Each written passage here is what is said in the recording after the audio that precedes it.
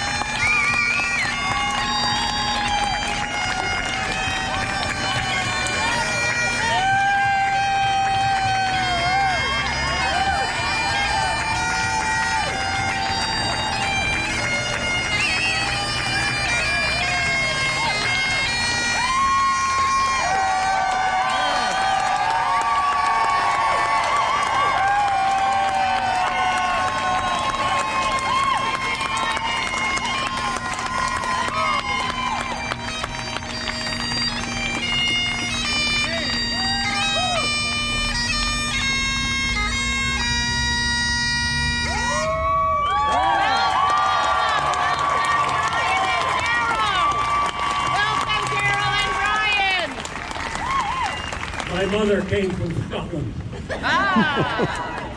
My mother's people came from Scotland. And so it's a little bit appropriate to have that kind of introduction. What a wonderful group of speakers we've had.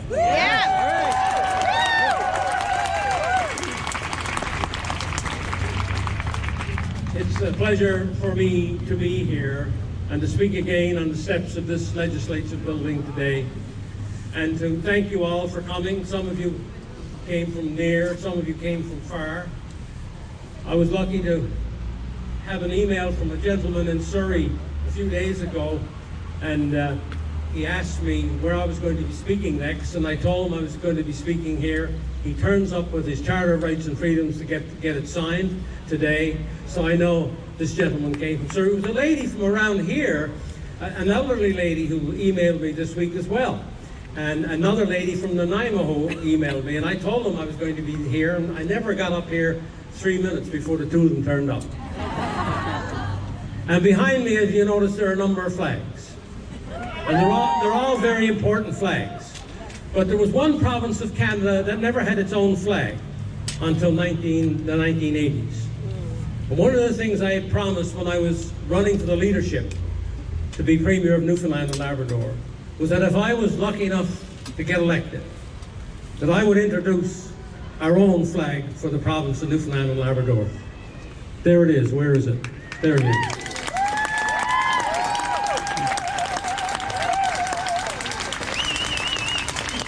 And you have to understand, as other speakers have said, that symbols are very important.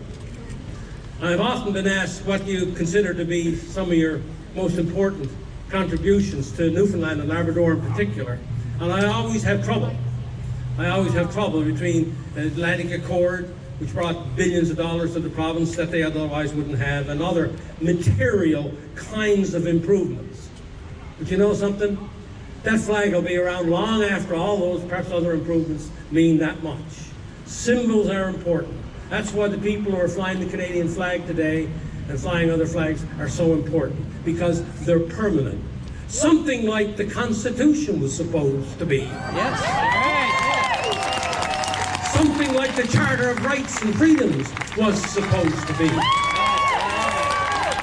Until other people took it upon themselves to usurp even the most sacred and supreme of our laws, the Constitution of our country. That's why we are here today, to tell these people they're not going to get away with it.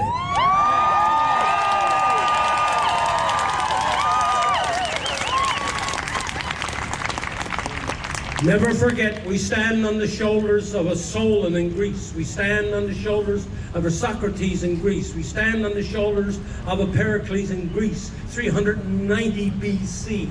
We stand on the shoulders of Cicero in Rome, just before Jesus, who defended, by the way, this guy Cicero, so long ago, he defended the people of Sicily in the Senate of Rome, where a governor had taken all of their freedoms and rights away and all of their money. He took on the case and he won it. We are taking on the case and we are going to win it.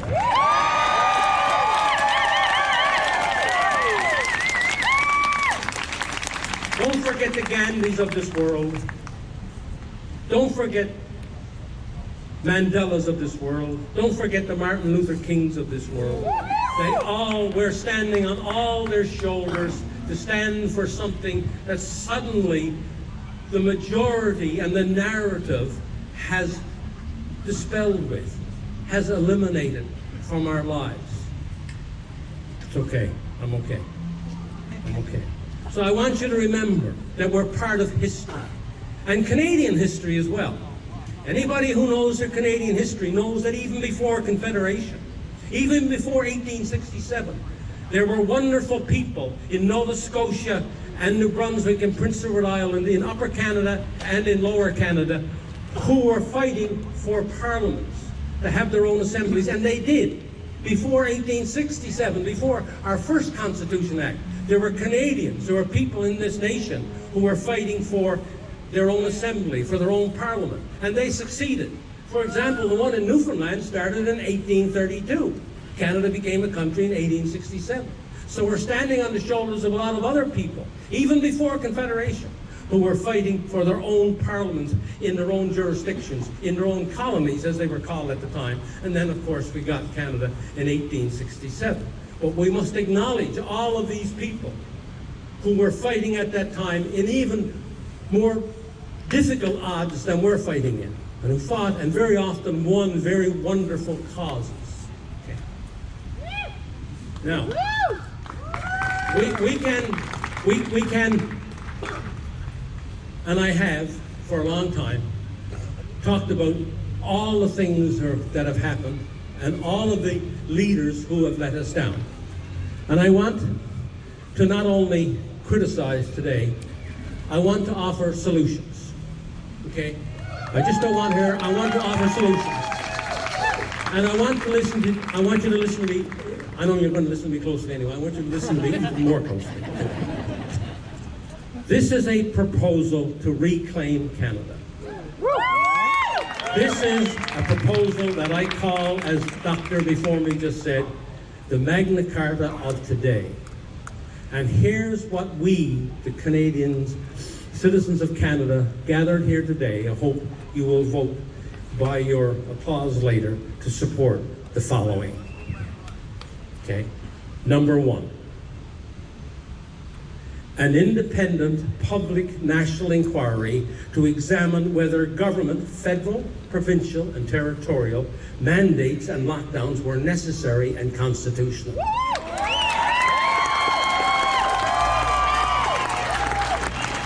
People in government and their agencies who are found guilty of breaking the law after due process must be brought to justice.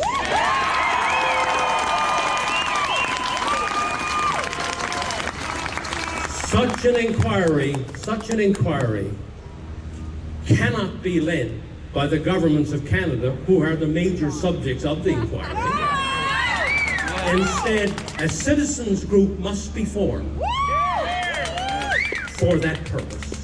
And these governments and their agencies must open their books and release to the inquiry and to all the public all the necessary relevant information concerning their actions during the pandemic.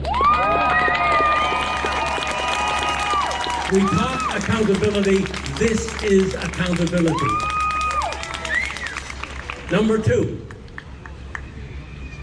this is a tough one to swallow, as a lot of the other ones I mentioned are going to be tough to swallow. All registered political parties in Canada federal, provincial, territorial, must be obligated by law to publish audited financial statements annually.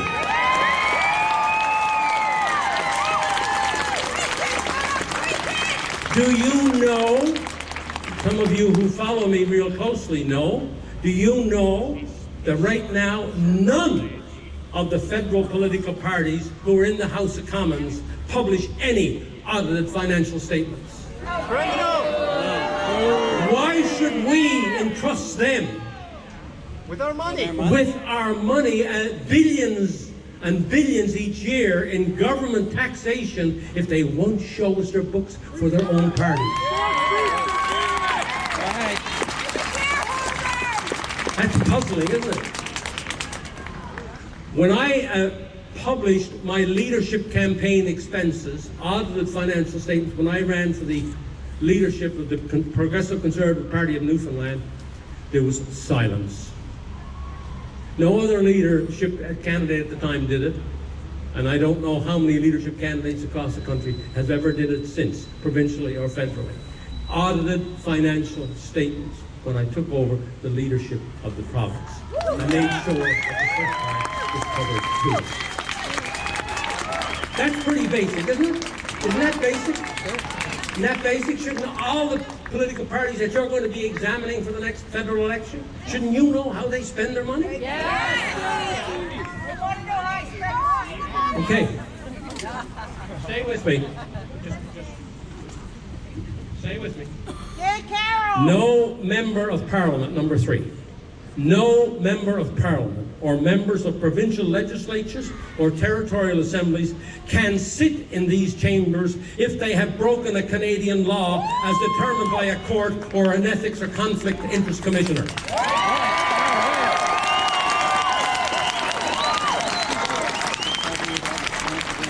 Why should we have lawbreakers be lawmakers? The Prime Minister of Canada today sits in the Parliament and he's broken the law 5 times.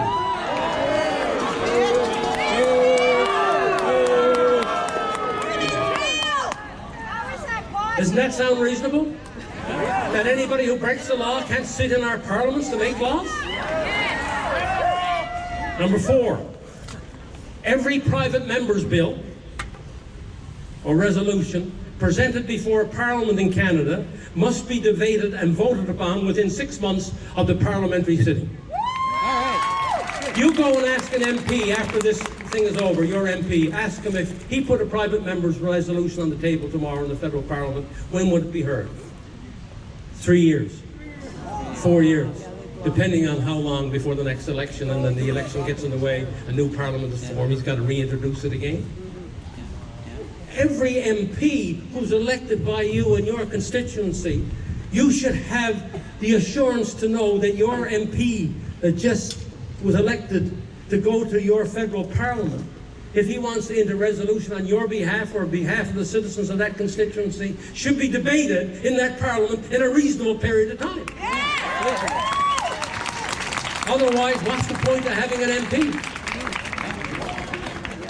How about this one? Going to get in a lot of trouble on this one. All judges of the Supreme Court of the provinces and of the courts of appeal, the federal courts and the Supreme Court of Canada must, by law, have criteria established as to their qualifications to serve. Not something that was passed by one department, but a special law of the Parliament of what qualifications you must have to even apply to be a judge.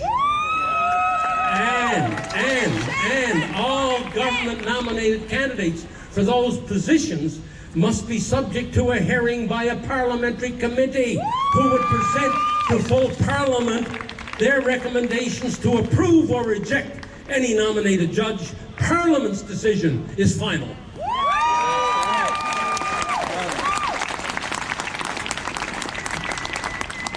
One time, 10 years ago, I would never say this.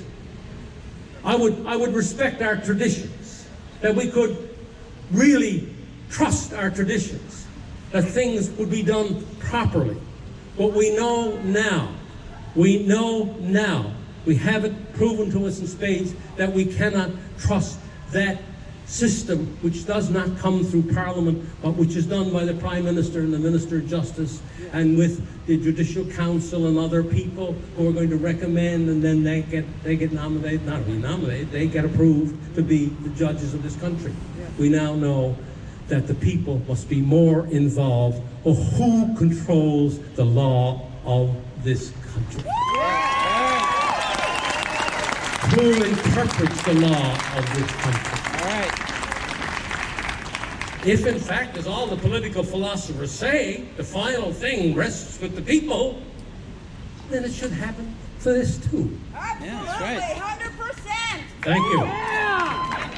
How about this one? And you'll remember this one from a few years ago.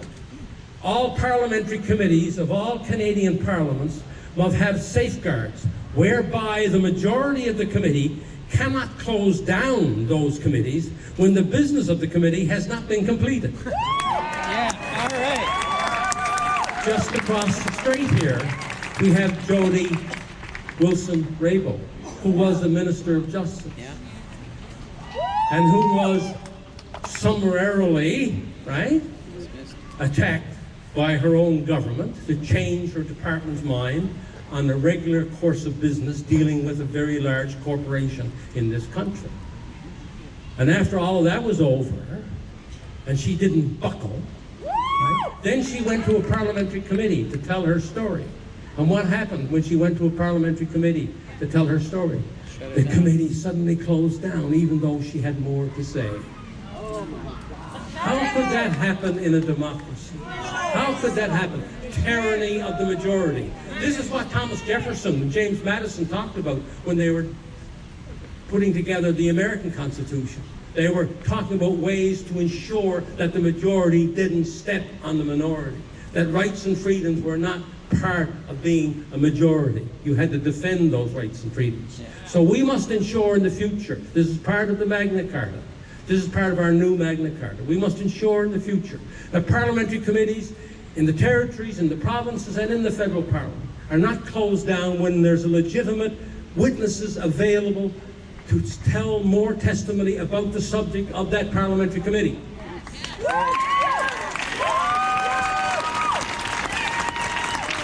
And this was a former Minister of Justice. This was an MP of the Parliament being shut down from telling her story by whom? By Parliament. You know that is wrong. And this cannot be allowed. And now these things are not changed. These are the fundamentals of our system. Okay? If these things are not changed, if we don't have honest political parties to start with, how can we have honest governments later? One follows the other. How about this one? How about this one? Here's another of our new Magna Carta for Canada. All governments of Canada must have balanced budgets legislation. Yes! Yes! With no exceptions except in time of war or insurrection or the country's existence is at stake.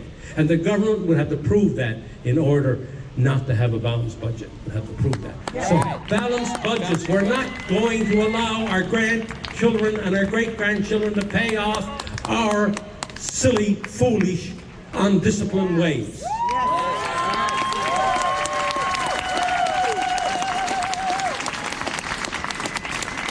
And fathers and mothers and uncles and aunts and grandfathers and grandmothers, all authorities responsible for primary, elementary, and high school education must enact curriculum measures to ensure civics is a mandatory subject in each grade after grade 8.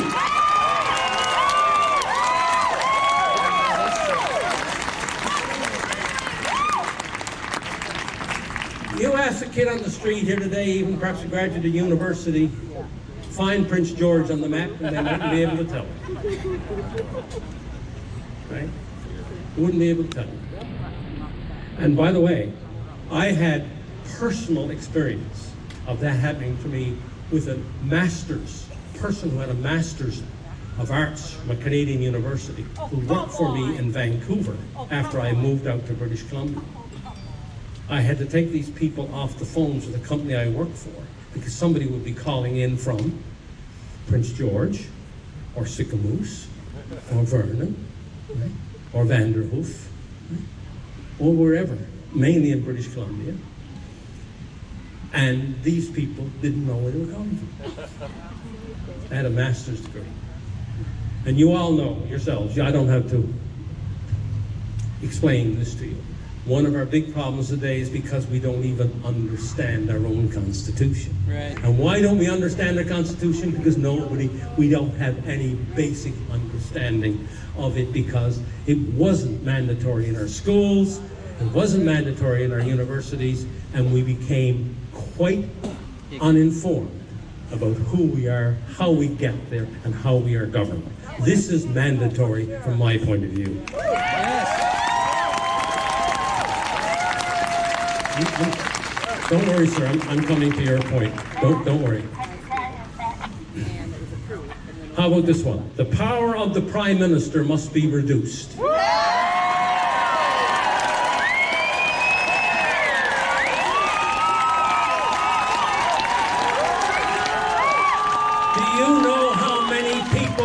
The Prime Minister today? No, not the departments, not the department. How many work in his office? The Prime Minister's office and the Privy Council office, which are both really the same thing. How many work? Over 1,500. 1,500, and he has, besides that, 7,000 deputy ministers and assistant deputy ministers in all the departments and agencies of government. What are they doing?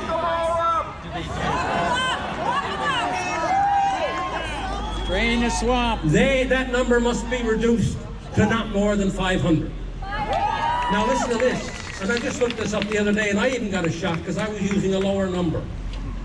The more than 206 departments and agencies of the federal government. There's 206 departments and agencies of the federal government, and they employ 320,000 Canadians. So let those departments and those public servants do the work of the Prime Minister's office, because that's what they were elected to do in the first place. Right.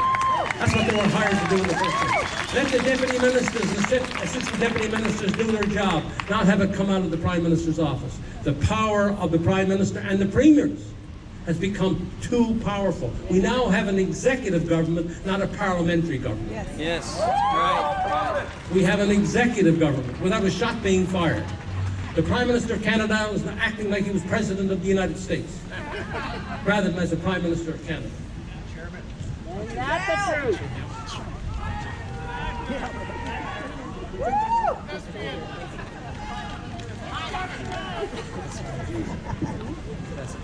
You ride it, Don. Next one. There must be a 3-day public First Ministers' Conference annually by all the premiers and leaders of the territories and the Prime Minister. This must be mandatory to discuss the pressing national issues of the day. All governments must publicly issue written statements at the conference highlighting what they think are the national priorities. Not do a spin at a press conference, not do a press release. Force all of the First Ministers of this nation to get together once a year and to issue a public statement at that conference of what they think is important for Canada. All right.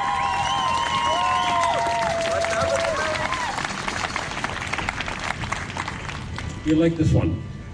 Canadian courts hearing a constitutional case related to the Charter of Rights and Freedoms must be obligated to consider in their written rulings the two introductory concepts of the Charter, the supremacy of God and the rule of law. Yes.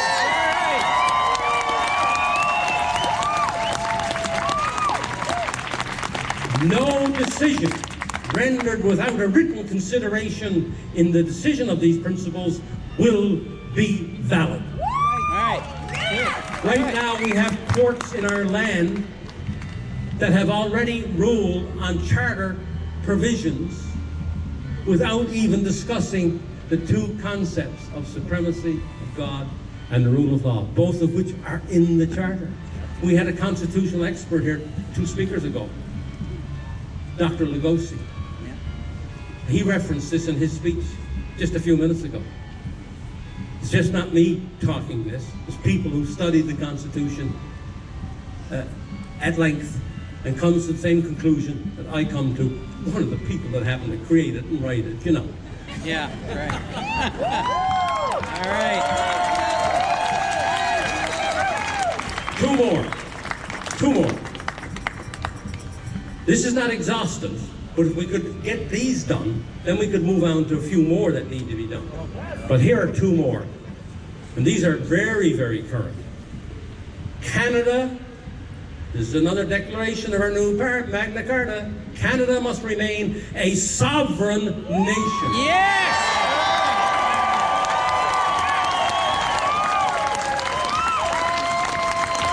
Therefore, no treaty or international regulations of any kind can be agreed to by Canada that in any way erode our sovereignty.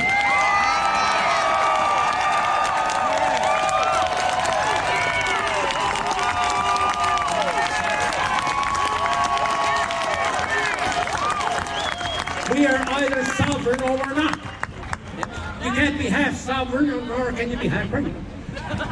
You can't be half sovereign. Whatever you think of Trump, just put it one side. Whether he did it by accident, whether he did it, however he did it, when he got out of that Trans-Pacific Treaty thing, and when he got out of the World Health Organization, he was right. Yes! He was right. And over the years, many times I have, through my active political career and afterwards, I have acknowledged if somebody, even I was opposed to politically, but if he or she said something that was sensible and reasonable and made sense. Yep. You've got to acknowledge it, if in fact it's true. As Dr. Lugosi would say, it comes down to truth. It comes down to the golden rule. Yeah, that's right. And if we are to be a sovereign nation and have control, one of the reasons why, I think I might have said it here on the stage before, one of the reasons why Britain finally said no to going into the European Union, becoming just one political group like the rest, was because the farmer got a letter in the mail in the Midlands of England before the vote, which said, next year, Brussels is going to tell you how many bushels of wheat you can grow. Yeah. We would be no longer That's when the rural Britons rose up and helped defeat England going in the European Union.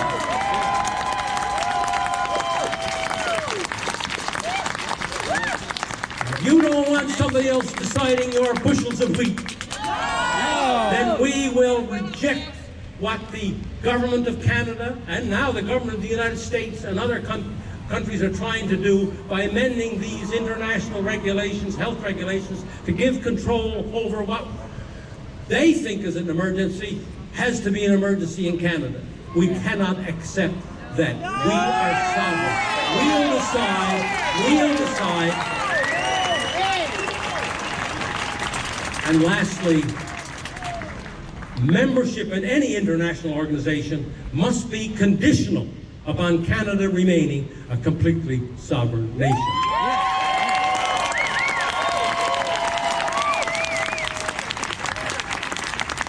So to those who say that we are only here to attack,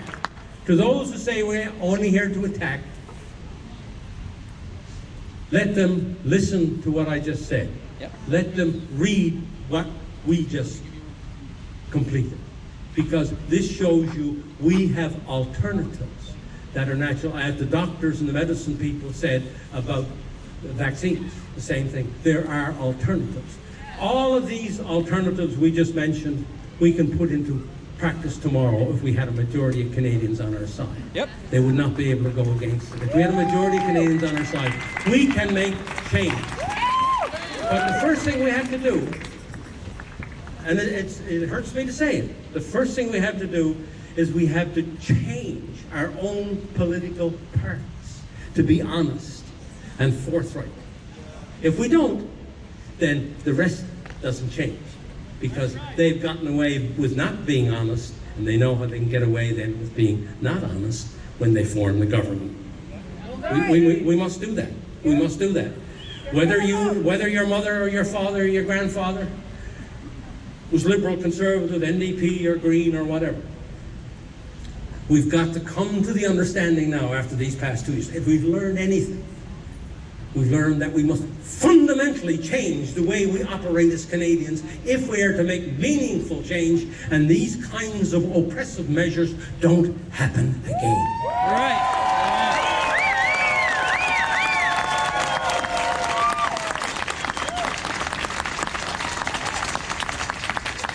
A gentleman came up to me over here 5 minutes before I was due to speak, and he said, "Brian, when you get up to speak, I'm counting on you to do something for me." I said, "Okay, sir, what's that?" He said, "Please acknowledge and get the people here to acknowledge the hurt and the suffering that's happening right now amongst families, small businesses and others who've been hurt either because of the mandates and the draconian measures that have been put in, where there was delayed surgeries, delayed specialist appointments, or people who've been hurt because of the vaccine. There are a lot of people hurting, and we must acknowledge that. Not only ways to rectify, we must acknowledge that even out here amongst the people that are here today, you have either relatives or friends who have been hurt by what has happened in the last 2 years. We must acknowledge that they're in pain. We have it in our own family. We have it in our own extended family, Carol and I. And All the way those to who have died. all the way to death. And the children, All Brian, the children. And so we must, in exclaiming freedom and exclaiming all those shoulders that we're standing on, right back to Socrates. We have to acknowledge right here, right now, this moment, all those people, including children, who are hurting because of what happened in the last 2 years. And we must make these changes so this does not happen ever again.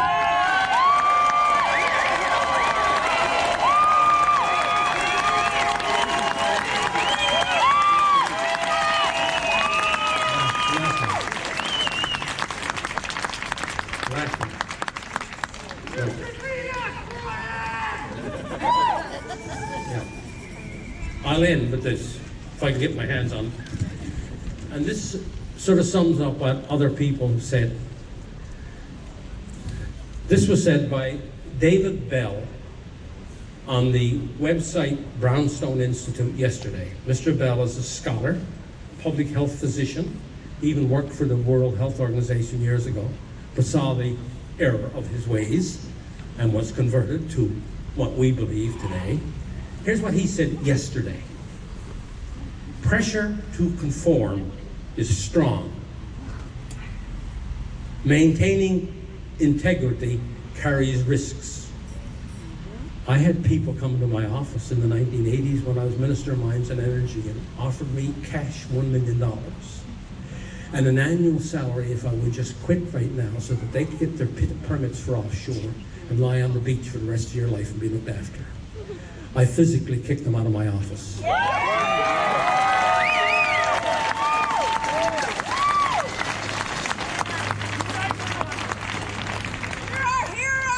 When people tell me stories, and a lot of people can say, you know, they may be true, they may not be true. I can tell you real stories of what happened to me personally. Okay?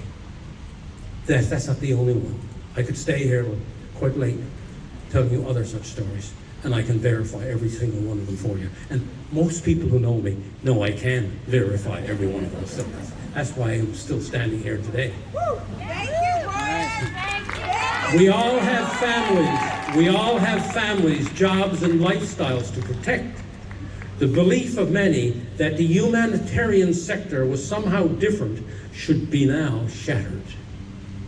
This is a good thing, as illusions do not help us, and we need to recognize the historical reality that preserving personal comfort has often entailed throwing others under the bus. Yeah. Sadly. To recognize the historical reality that preserving personal comfort has often entailed throwing other people's on the bus. You know that in your own lives now. A lot of you know that you've been thrown under the bus. either by your family or by your friends or both? How about yours truly, talking about stories and verifying anything? I live up island now. My mayor turned me down from making a presentation to his council.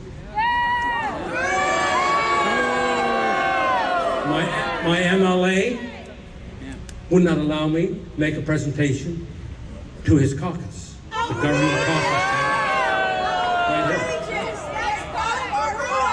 And number three, just in the last 2 weeks, a public school teacher who called Carol and told her, would Brian speak to the students on the Charter Rights and Freedoms? She jumped at the chance, I jumped at the chance, and we agreed. 36, 48 hours before the event, the teacher was called in the principal's office and said, you must cancel this speech by Mr. Peckford.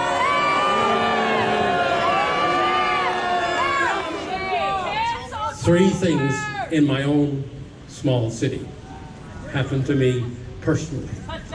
That's why personal comfort and looking after one's own job, I was thrown under the bus. Yeah, that's right. When the tide turns, the easiest approach is to turn with it. As a staff member of an international agency said to me recently, the money is going into the pandemic preparedness. You have to accept and go with it. No, you don't. Never. And here's his final sentence, 2 sentences. As an insight into humanity, this response is a disappointing one. We are always poorly served by cowardice. We are always poorly served by cowardice.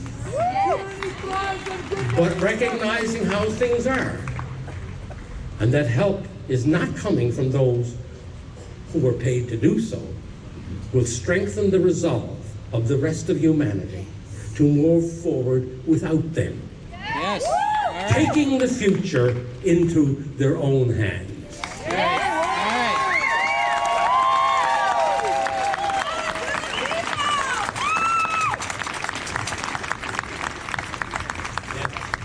That's what we must do. I hope from what you heard from the speakers today and in the other talks we'll have in this conference tonight and all day tomorrow, that you have gained something, that why you came here was worthwhile, that you are leaving with more courage to move on into the future, so that we can remake Canada based on the principles of the Magna Carta that I just helped articulate, and more that would come later. If we don't do that, we don't recognize our own faults, the own faults in our friends and our family, we don't have the courage to stand up in our own communities and speak out and amongst our own families, and then with our own political parties, we must discard a lot of what we thought was correct.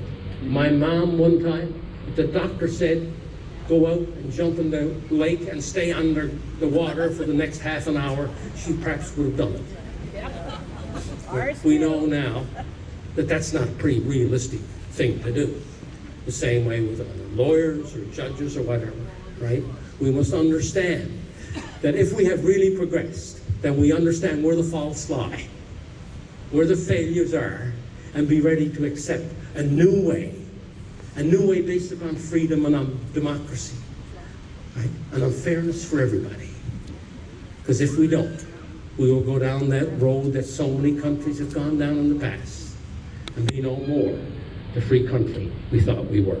Thank you very much. Thank you. Thank you.